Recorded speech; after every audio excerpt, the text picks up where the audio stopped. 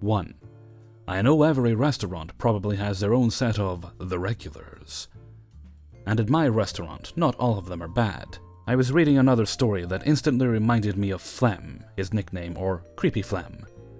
When I started working at the restaurant a few months ago, my brother had already been there for a year and told me which customers to stay away from. It's hard to do when these customers come in every week, and sometimes every day, and seem to pick the busiest nights to do it.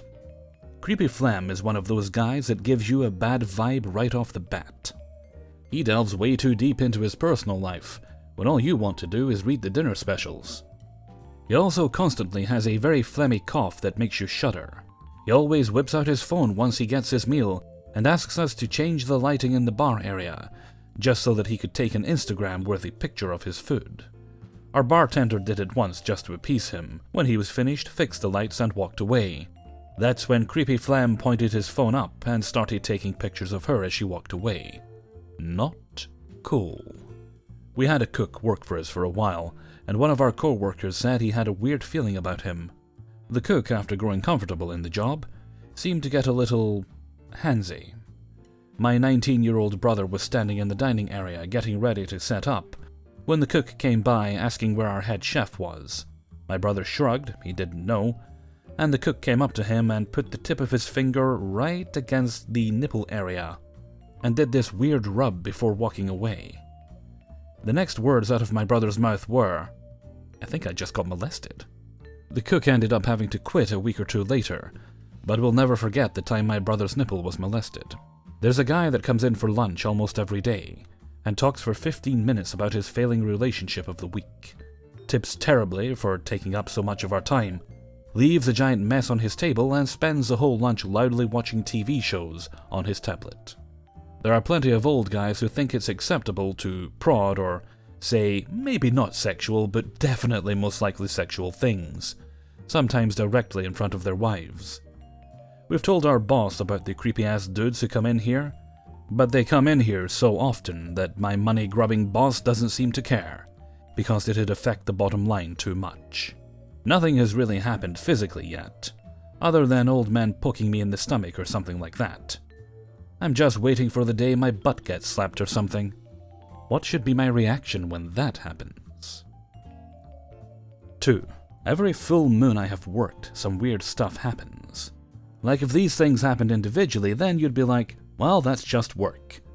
But them all happening on one night makes you go, what the fuck is happening? I don't believe in astrology much, but I just can't explain this shit. So it's Sunday, August 26th, 2018. Dinner rush.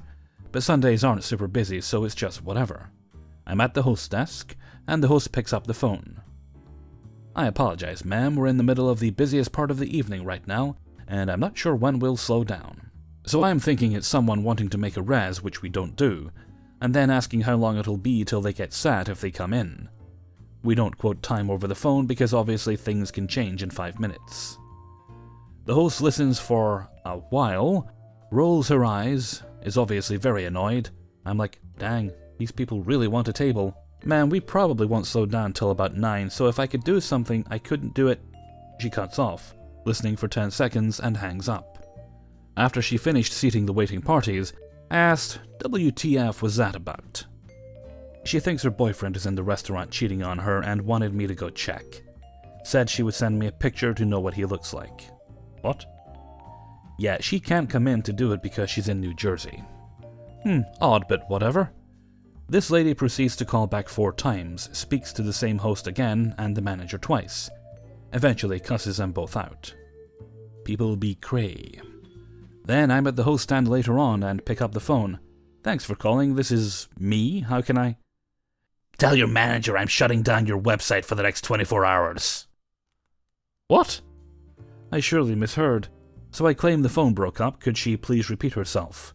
I'm shutting down your website. I'm gonna send a ton of traffic to it for the next 24 hours, so tell your manager that. Wait, what? This can't be real. Connection is still bad. One more time for me? Tell your manager that your website is going down for the next 24 hours.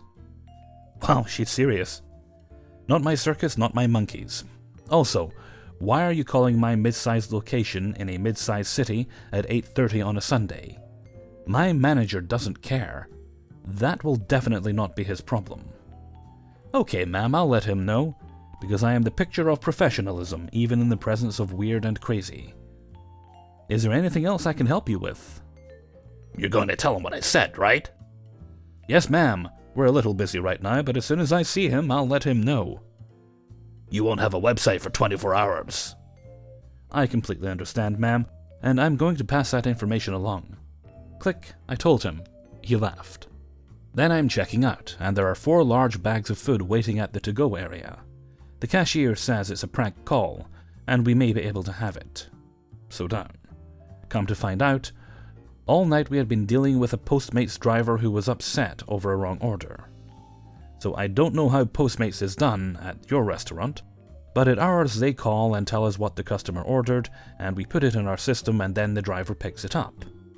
So the driver has the customer order, and is supposed to check it against our orders for any mistakes and miscommunication. Someone ordered an Oreo shake, and we heard and put in an Oreo cheesecake. I don't know if there were other things in the order. The driver picked it up, obviously didn't check the order, and went on his way. About 20 minutes later, the cashier gets a call from the driver berating her for the wrong order, saying the customer was mad. He wanted compensation for himself, for the trouble he went through. What? We've gotten calls from customers and, like Postmates customer service, to rectify wrong orders, but never for the driver. He wants a gift card for a cheesecake for the trouble of delivering the wrong food. Sorry sir, it sucks the customer was mad, but we can't do anything. Cue cussing about our 18-year-old cashier until she finally disconnects. Then he calls back and got my manager, and he literally takes no shit. Manager listens for 5 minutes, making sarcastic remarks like, "Oh, you're gonna cuss me out now. That's fine. You're still not allowed in my restaurant." Until he finally hangs up. During the time, the Postmates guy threatens to hack us, explains Crazy Lady shutting down our website, although I still think it could have been Crazy Lady looking for her cheating boyfriend, and to order food and not get it. Well, he did. $300 of food, and the return number was a pizza place. The name on the order was Troll. At least I didn't have to buy dinner. Then I go upstairs to leave, and the food runner is bawling in the bathroom. Sweetest girl ever. I will hurt someone because they made her cry. Turns out, she ran out food to a notoriously difficult table. They ordered a kid's butter and parmesan bowtie pasta. Complained because they wanted noodles. Cool, she'll have it remade. What kind of noodles? The ones it says on the menu, bow ties. Stop apologizing and fix it. I'm sorry, ma'am, but they are bow tie noodles. Do those look like noodles to you? Do you not understand? Remake it. We have angel hair, spaghetti, spaghettini, penne, and these, ma'am. What would you like? The ones on the menu, bow tie. Okay, ma'am, I'll grab your server. Food runner tells manager she is not going back to that table. He makes her anyway. Oh great, what did you need now? Here are your tamale cakes, sir. Anything else I can grab? Takes a bite. Why are these so hot? I want them colder. I can't eat them. Grabs them and walks away. The mom yells after her, "We don't want you back here." She takes them back and tells the manager, who yells at her for I don't fucking know, and she cries. Later we learn that they took the cakes back out after cooling them down, and they then complained they didn't have enough time for appetizers before their food came. Manager comped the whole bill. Other servers had weird stories too. My tables were pretty cool, if not just awkward, and I didn't fantasize about dropping hot soup on anyone's head. It was all just so strange. 3. 24-year-old overly nice server girl here. This happened a while back. I was working at a semi-nice Mexican restaurant. We were short-staffed on a busy Saturday night, so I had my own section and also got volunteered to take a 30 top in the party room. I made sure my few tables were all good, greeted the party and started taking their drink orders. Apparently it was a police officer's birthday. So as you could guess, it was a table of half police officers, their wives, and the other half were their kids. I am making my way around the table. I hear the kids complaining that they're thirsty. A little boy, maybe 8, demands that he get a drink immediately and starts walking back to the kitchen to get it himself. The parents laugh as if this behavior is cute, even though he almost gets a tray of scalding hot food dumped on him by a passing server. The parents politely ask if I'll get their kids' drinks first, and come back to finish taking their drink orders. I told them I would happily oblige, but it was a busy night, so the faster I put the parents' drink orders in, the faster the bartender will get them ready. Sometimes it takes a while. Either way, they still request I get the kids' drinks first. No big deal. I bring the kids their drinks, and all the boys have a chugging contest to see who can drink theirs the fastest. So once again, before I can finish taking the table's drink orders, the kids are whining that they want refills. This time I insist on finishing the drink orders, and offer to bring the kids regular-sized cups, so I won't have to constantly refill their tiny kids' cups. I bring all the parents water while they wait for their alcohol, and bring the kids adult-sized drinks without extra charge. I make my way around the table to take food orders, but it seems I'm struggling to get anybody's attention. I offer to give them a few minutes to decide, but they do the whole "no, we're ready" thing, and then proceed to take an eternity to decide what they want. By now I'm getting frustrated, as I haven't got to check on my other tables in a while. Well, the table is getting frustrated too, as they haven't gotten their bar drinks yet. It's completely out of my control how long the bartender takes to make the drinks, but they don't seem to understand that. Some of the adults start going up to the bar and ordering their own drinks on a separate tab, which makes it impossible for me to complete taking their order. Finally, I get the whole table's order down, and as I'm walking off, they request that I get their kids another round of refills and check on their bar drinks. I told them I would prefer to put their food order in first and then do refills, but they demanded the refills first. At this point, they're getting really belligerent and rude, talking in snarky tones. I go get their stupid refills, and the bartender, thankfully, runs my bar drinks for me. I put their order in and go check on my other tables, who are all irritated by now. I finally get everything seemingly in order, clear out my section, and go back to check on the police party. Of course, they all need refills again. I go and fill up pitchers for the kids' drinks this time. That way they can have as much as they want. Note, there's a 10-top who's also in the party room who has a different server, and, if I might add, is also a hell of a lot more easygoing than my table. The birthday police officer pulls me aside and starts raising his voice at me, telling me that they got there first, and yet the 10-top has already received their food. He scolds me and tells me that he's starting to lose his patience with me. I try explaining to him that his table unilaterally agreed that they wanted refills before I put their order in, and also that the other party is 1/3 the size of theirs. I apologize profusely and tell him I will go check on their food and see what I can do about a discount. Thankfully, it's ready by the time I get to the kitchen. As I approach their table with the first giant tray of plates, their son says, "My daddy has said he's going to arrest you for being a bad waitress." Trying really hard not to lose my shit at this point. I brush his comment off as I head back to get the rest of their food. I see another server and the owner carrying the rest of their plates in. In front of the whole table, the owner of the restaurant says, "I'm so sorry about that, sir. This is Jewel, and she's going to be your server the rest of the time." What the fudge? Apparently, while I was getting their food, they specifically requested the owner and complained. This brings me to tears. I approach the owner, and before I can say anything, he starts yelling at me that their food took so long to come out, and that I shouldn't have gotten their refills before I put their order in, even against the table's request. Joel got to chill while they all ate, and then got the entire tip, which was about $70 plus. I got shitty tips from my other tables too, since I was consumed with the asshole police all night, and ended up walking out with like $30, not including tip out. Oh, the moral of the story is, in this specific case, fuck the police. For everybody who's wondering, it's the only job I ever walked out on. 4. I had probably the craziest shift last night. There's a guy, we'll call him Bob, who washes the dishes just about every night. He is around 37 years old and can speak English, but with a heavy accent, so I can only understand half of what he says. We both speak Spanish, but he refuses to speak Spanish with me. Whatever, that's not the point of the story. He's had issues with other managers and co-workers, but up until a few days ago, I never had any issues with him.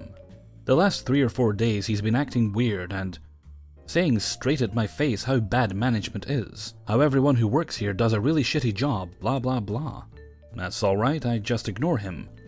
He tries telling me how to do my job even though I am his manager, and I've been working at the restaurant for 3 years.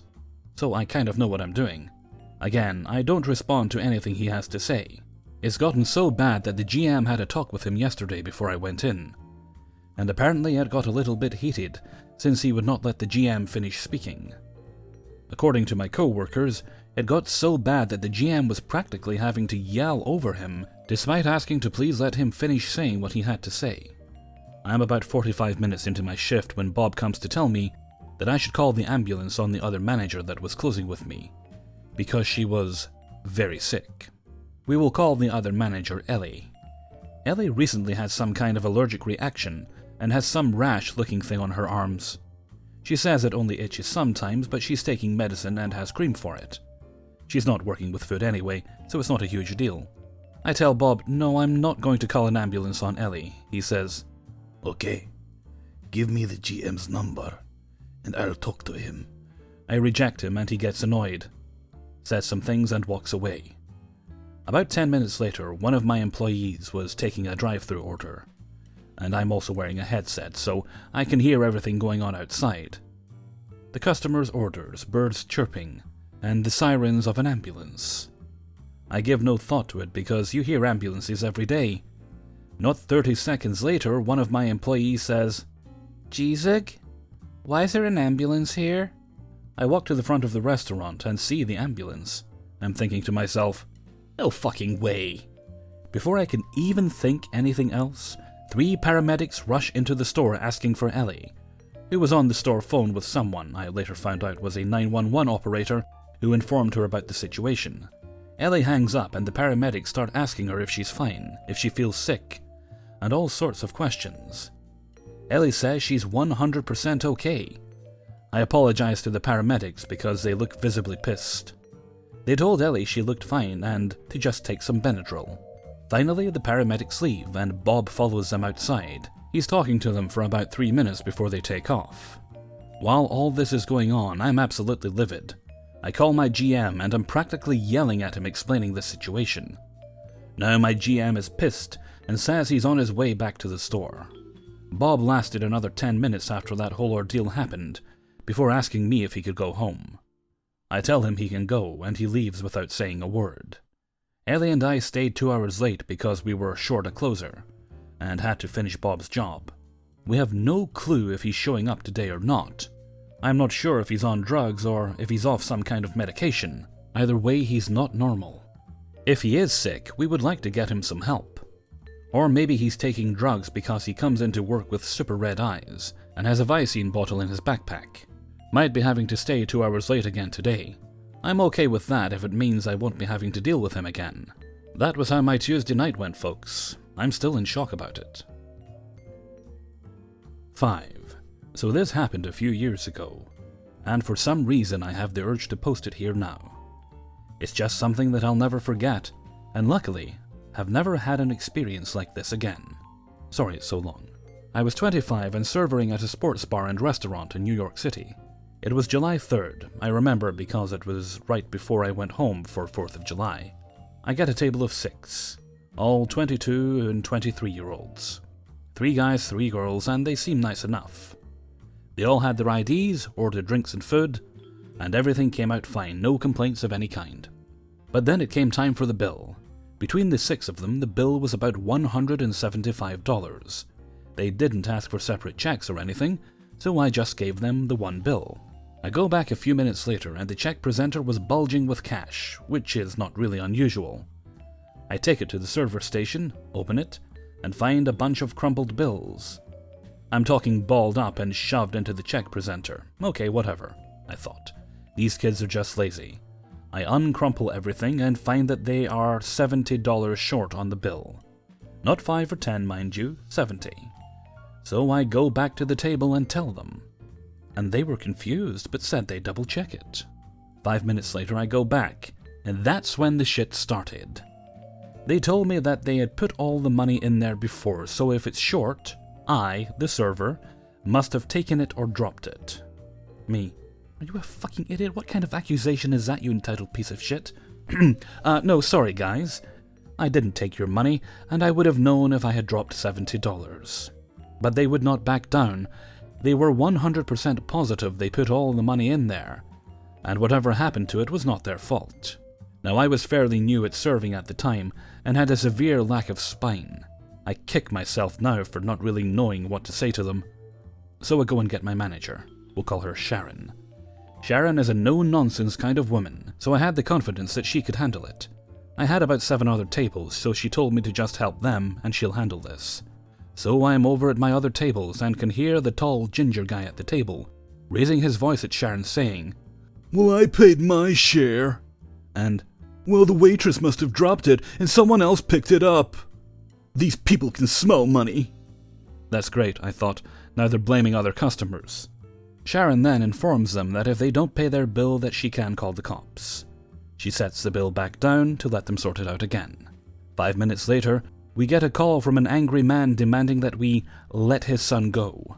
Apparently the loud ginger one called his daddy and told him that not only did we steal money from him and his friends, but we're holding them hostage. I was speechless. I just couldn't believe the balls and or stupidity of these kids. Thank God Sharon wasn't speechless, because she stopped giving a fuck and started screaming at the guy on the phone that no, her server did not steal his son's money, and no, a restaurant does not have the power to hold someone hostage. And to think otherwise was idiotic. After that, she went over to the table and just told them to leave and to never fucking come back again. The restaurant ended up eating the rest of the money, and I got no tip, of course. I lived in New York City for 8 years, and I've met some entitled assholes. But this table takes the cake. I just had to imagine that they were so used to mommy and daddy taking care of everything, and they just had no idea how to function on their own.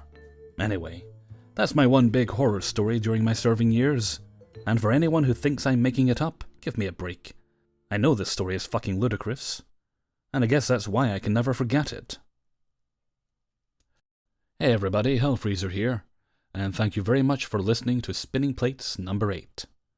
And thank you very much to everybody who allowed me to use their stories in this video. Well, while I was recording there, during this current recording session, I got a pleasant surprise at the door. I was recording away, then I heard a knock, so naturally my first response was colourful language, because I hate being interrupted while I'm recording. But I went downstairs and discovered my sister at the door, with a big tub of my favourite curry sauce. It's Goldfish is the name of it, and you kind of mix it up yourself. And she didn't even want any money for it, which made it even more great. Unfortunately, I'm a little bit on the delicate side right now, so I can't have a lot of spicy food. But when that passes, I am going to get stuck into that stuff like there's no tomorrow, because it is absolutely awesome. I have it with chips, rice, I make actual curries out of it, and I'm just very, very happy to have a big tub of it again. Not that that's really important, I just thought I'd share. Okay, and with that I'm going to head off for now, so until next time, thank you very much for listening, and take very good care of yourselves.